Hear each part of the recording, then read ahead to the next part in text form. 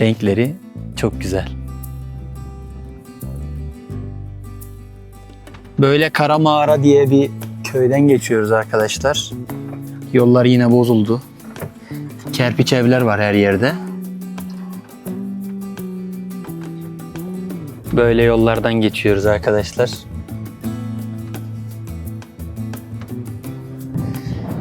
Örme taş. Şöyle. Her yer taş ev arkadaşlar. Çok güzel. Toplam 20-25 max hane var burada. Şurada çok güzel bir taş gördük. Oturup hayatı sorgulama taşı bu bence. Karavanı park ettik. Hemen arkamız Gökpınar Gölü.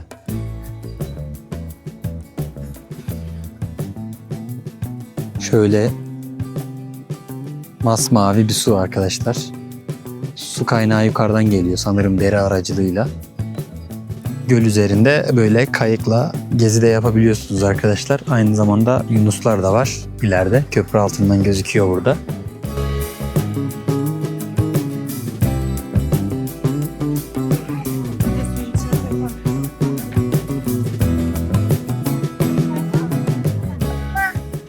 Yeni bir bölümden, kısa bir rotadan merhaba dostlar.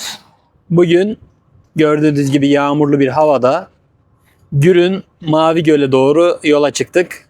Malatya ve Elazığ rotası yapacağız. Yaklaşık bir 2 gün Elazığ, 2 gün Malatya, toplam 4 gün gezmeyi düşünüyoruz.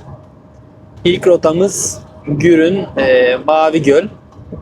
Çok güzel gözüküyor fotoğraflarda ve videolarda. Biz de merak ettik. Bayağıdır da gitmek aklımızdaydı. Kısmet bugüneymiş. Birazdan sizler de izleyeceksiniz. Sonrasında ya Elazığ'a ya da Malatya merkeze geçeceğiz. Duruma göre tam karar vermedik. Bakalım yollar bizi nereye götürecek. Afşin'den Gürün'e giderken yollar harika. Böyle çok güzel yollardan geçiyorsunuz. Köylerden geçiyorsunuz. Derelerin üzerinden geçiyorsunuz. Karşımızda da Afşin Termik Santrali var hemen.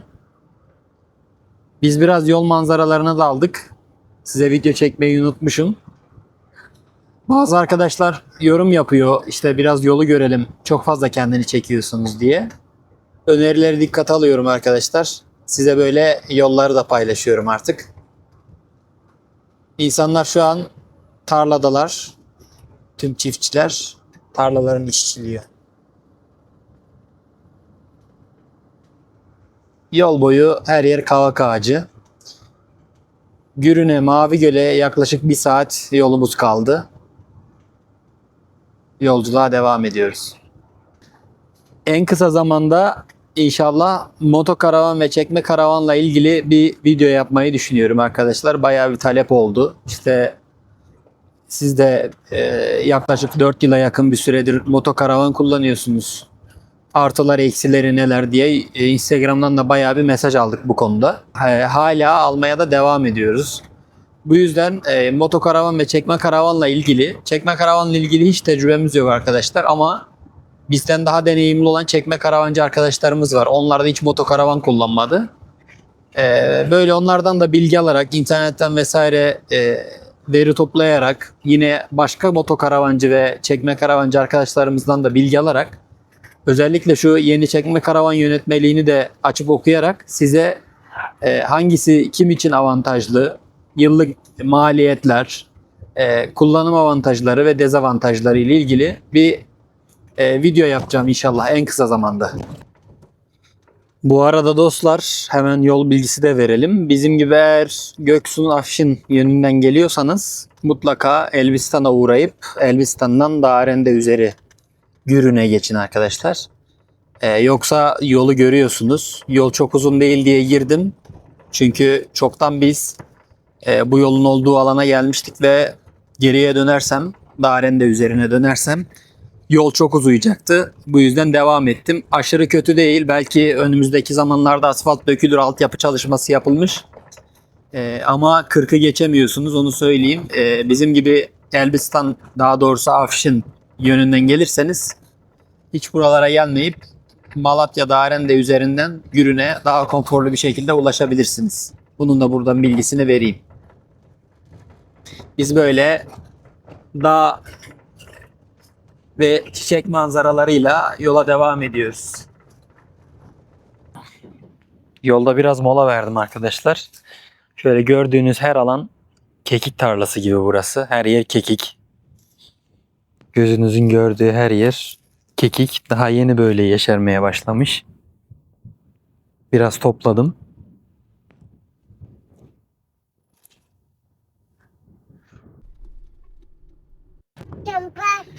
Ana yoldan çıkmanın bir güzel yanı da böyle daha önce görmediğiniz ve hayatımızda belki de hem ilk hem de belki de son kez göreceğimiz köylerimizden, ülkemizin güzel köylerinden geçmek. Bazen bu yüzden yol değiştirmek gerekiyor. Baksanıza o kadar güzel evler ve bahçeler var ki tertemiz bir köyden geçiyoruz. Burası Evcihüyük mahallesiymiş. Hani manzarası çok güzel, havası çok güzel. Yollar asfalta çıktık arkadaşlar. Kısaymış o mesafe. Yaklaşık bir 8 kilometre kadar. O istikametten yani Afşin üzeri siz de gelebilirsiniz. Bu yol sadece o kısım asfalt dökülmeyi bekliyor. Orası da sanırım zamanla düzeltilir. Böyle meyve ağaçlarının arasından Gürün'e doğru devam ediyoruz. Mahalle o kadar güzel ki Evcihüyük mahallesi, içinden böyle dereler ve sular akıyor. Mahallenin içerisinden böyle dere akıyor arkadaşlar. Boydan boya böyle gidiyor. Her yer yemyeşil, baharın da etkisiyle. Karavan yolculuğunda en sevdiğimiz olay, eşim de aynı fikirde, bir yere varmak değil arkadaşlar. A noktasından B noktasına varmak değil. Olay tamamen şöyle yolda olmak ve bu yolun tadını çıkarmak. Yoksa arabayla da A noktasından B noktasına gidiyorsunuz. Karavanla da gidiyorsunuz.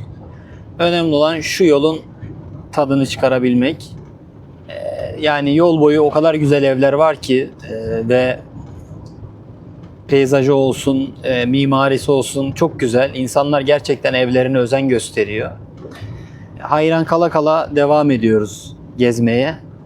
Apartman hayatından bıkan insanlar için de biraz bu manzaraları çekiyorum.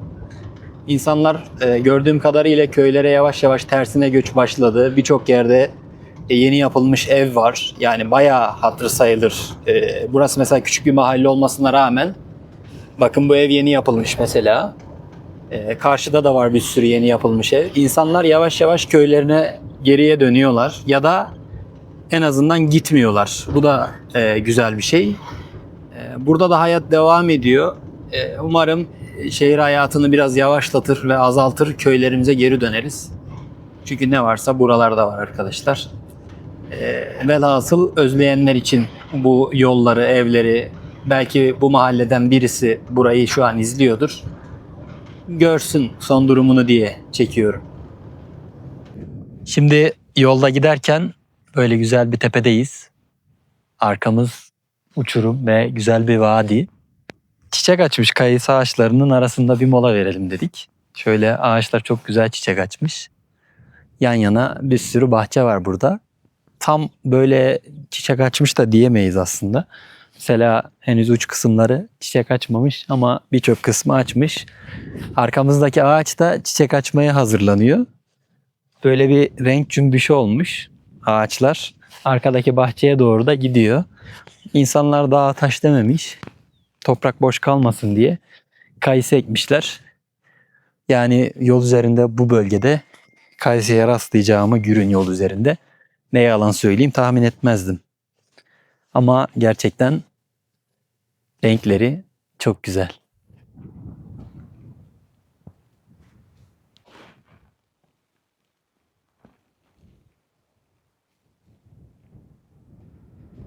Böyle Kara Mağara diye bir köyden geçiyoruz arkadaşlar.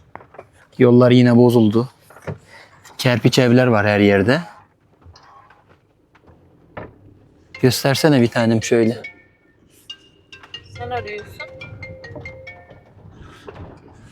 Her yer kerpiç ev böyle arkadaşlar. Tarihi, birçoğunda yaşanmıyor. Bu olayın da az önce dediğim gibi en sevdiğim yanı bu işte. Yani böyle hiç daha önce görmediğim ve belki de bir daha göremeyeceğim köylerden, ülkemizin farklı mahallelerinden geçiyoruz. Burası Kara Mağara'ymış. Böyle yollardan geçiyoruz arkadaşlar. Bazen bilinmezliğe gidiyormuşum gibi bir his oluşuyor içimde, böyle hiç bilmediğim bir yol olduğu için. Genelde sakin oluyor bu yollar. Şu an mesela hiç karşımızdan gelen giden de yok. Ve yolu bilmediğimiz için de bir tık yavaş ilerliyoruz. Ama yarım saat, 28 dakika yolumuz kalmış. Yine Çevirme diye bir mahalleden geçerken böyle tepede az haneli bir mahalle burası arkadaşlar. Size çok güzel bir şey göstereceğim. Eşimle aynı anda aynı şeyi düşünmüşüz. Tam böyle oturup hayatı sorgulama taşı bu. Bu arada arkadaki evlerin hepsi örme taş. Şöyle her yer taş ev arkadaşlar. Çok güzel. Toplam 20-25 max hane var burada. Şurada çok güzel bir taş gördük. Oturup hayatı sorgulama taşı bu bence. Şuraya oturup manzaranın tadını çıkartıyorsunuz. İster öbür tarafa şöyle. İsterseniz de aynı şekilde buraya oturup böyle bu manzarayı izleyebilirsiniz. Harika.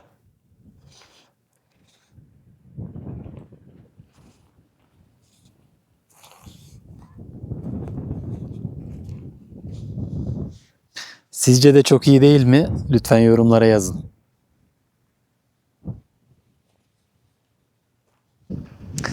İşte yolda olmaktan bahsettiğim az önceki olay tam olarak bu. Farklı manzaralar, farklı hayatlar. Yola devam. 1935 metre rakımlı Mattaören geçitindeyiz. Burası hemen az önceki Çevirme Mahallesi'nin ilerisi arkadaşlar. O kadar güzel bir yol var ki, yani son zamanlarda gördüğüm en güzel yollardan bir tanesi şu an karşımda. Size göstermek için aşağıya indim.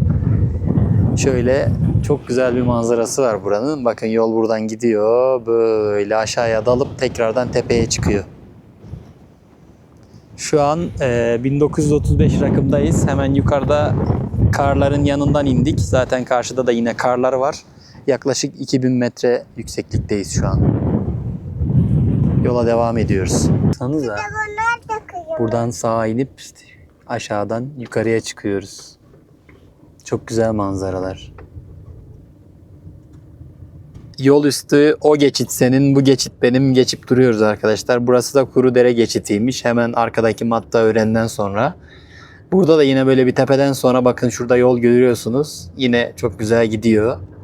Bu yol kesinlikle ilk başta girmeyin dedim ama macera sever ruhlu, motorla vesaire Göksu'ndan ya da Kahramanmaraş'tan Gürün'e, Mavi Göl'e gidecek olan arkadaşlar, macera seviyorsa ya da böyle yeni yerler keşfetme ruhundaysa, biz az önce birkaç köyden daha geçtik. Size oraları çekemedim. Hani insanlar bakıyor çünkü hani bu ne falan diye. Sorun olmasın diye. Çok güzel köylerden geçiyorsunuz. Farklı bir atmosfer var.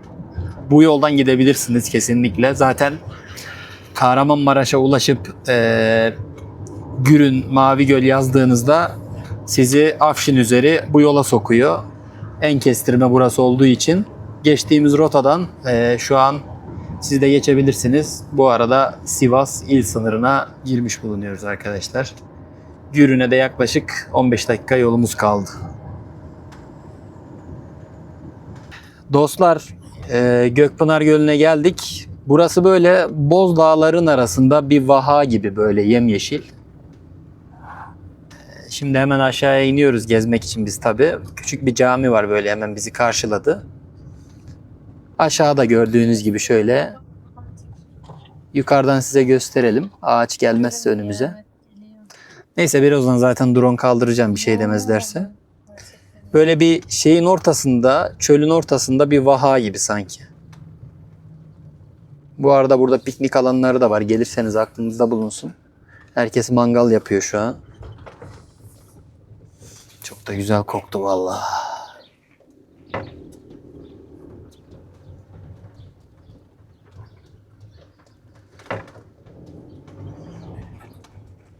İçeriye girdik. Bizi böyle çok güzel bir otopark karşıladı arkadaşlar ve girişte ücret alınmıyor şu an araç için esasında. İleri gitmeseydin. Şuraya dur. Durayım. Sıkıntı yok. Şuradan çok güzel görünüyor. Karavanı park ettik. Hemen arkamız Gökpınar Gölü. Şöyle aşağıya doğru inelim. Bu arada yerlerde de çok güzel çiçekler var böyle.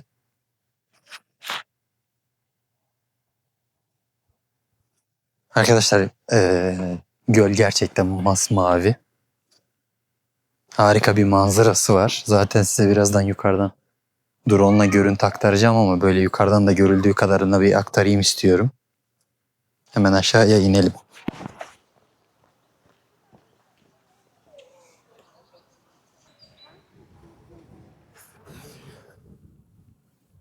Şöyle masmavi bir su arkadaşlar.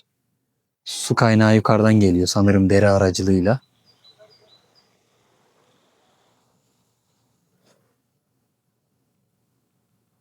Çok güzel. Şimdi gölün etrafında kısa bir tur atalım.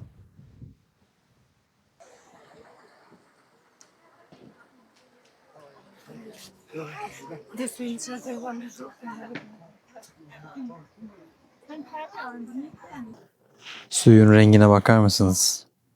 Çok güzel. Çok mu derin babacığım? Arkadaşlar su harbiden çok derin. Yani berrak gözüktüğü için dipleri gözüküyor ama yani baya derin. Özellikle şu nokta çok derin.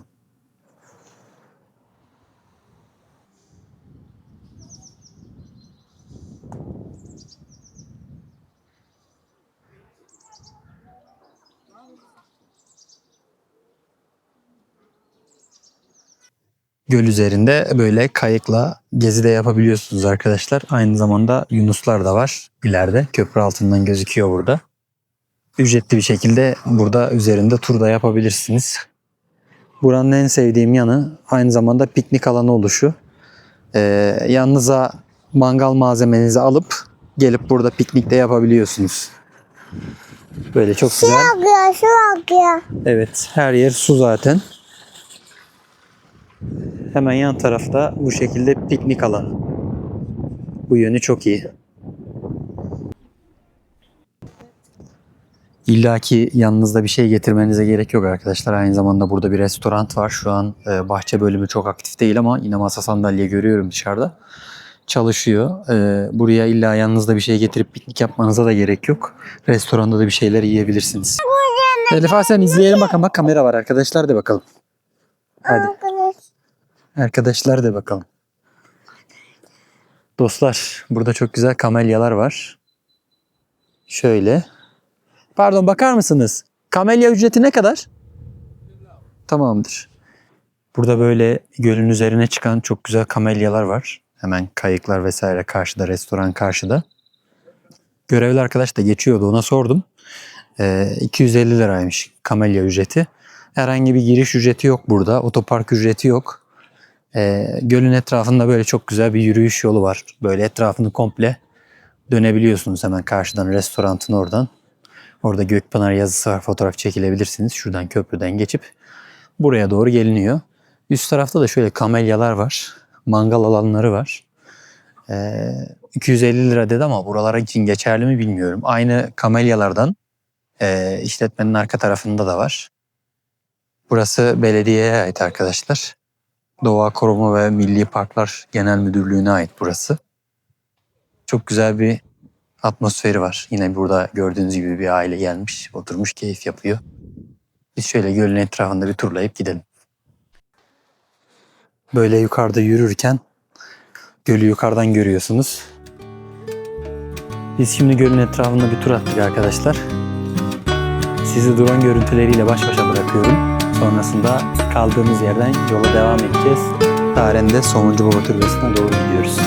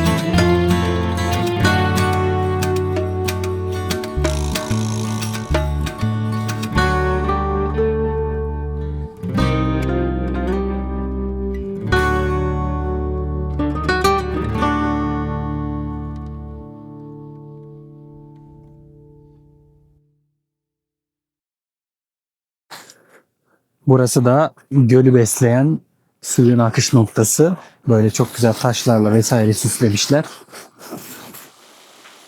Yaz aylarında hava çok sıcakken gelip şu üstteki bankta ya da çardakta oturmak mükemmel olacaktır. Buradan da göle dökülüyor.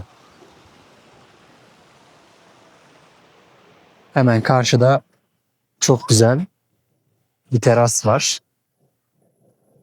Ailecek gelip buranın tadını çıkarabilirsiniz. Gökpınar Gölü'nden de bu kadardı arkadaşlar. Şimdi yola devam ediyoruz. Şimdi şöyle Gökpınar'dan çıkıp yukarıya Darende'ye doğru devam ediyoruz. Rampalardan, virajlardan şöyle arkamda gördüğünüz gibi. Çıkarken size de şunu göstermek istedim arkadaşlar. Az önce drone ile çekmeye çalıştım ama üzerimdeki kıyafetten de anlayacağınız üzere aşırı rüzgar vardı ve drone rüzgar uyarısı verdi. Çok yukarıya kaldıramadım, hatta zor indirdim, öyle söyleyeyim. Bulunduğumuz bölge çukurun içinde olduğu için belli bir metreye kadar problem yaşamadım ama sonrasında yukarıdan detaylı görüntü almak istediğimde şu an maruz kaldığım rüzgar drone etkiledi. Size tesadüf bu yöne gidiyormuşuz. Aşağıyı şöyle göstermek istiyorum yukarıdan. Böyle bir bozkırın ortasında az önce gördüğünüz Gökpınar Gölü var. Burayla ilgili çeşitli rivayetler var. İnternetten bakabilirsiniz. Çobanın susuz kaldığı için buradan su çıktığını rivayet etmişler geçmiş dönemlerde. Ne kadar doğrudur bilmiyorum. Şöyle gördüğünüz gibi her yer bozkır. Yani orman örtüsü vesaire yok. Karşıda karlı dağlar. Hemen burada da Gökpınar Gölü var. Şimdi yola devam ediyoruz. Dostlar, Darende'ye giderken böyle Gürün'den geçiyorsunuz. Hemen karşıda mağaralar var. İlk dikkatimi çeken şey o oldu. Kayalara bayağı bir mağara oymuşlar. Gürün'de böyle bir dağ arası, böyle bir dere kenarına kurulmuş bir ilçe. Çok güzel gözüküyor yukarıdan, yemyeşil. Az önceki Gökpınar gibi böyle sarp kayaçların içinde yeşil bir vadi gibi. Şimdi buradan Darende'ye doğru devam ediyoruz.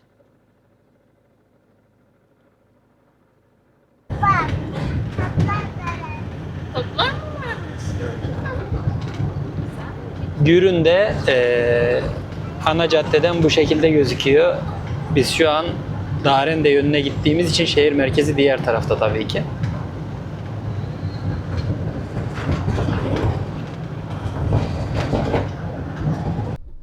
Dostlar, Darende'ye geldik. Böyle çok güzel yeşil bir yer. Yaklaşık yarım saat sürüyor Gürün Darende arası. Şimdi yemek yemek için bir mekana geçeceğiz. Çünkü karnımız çok aç.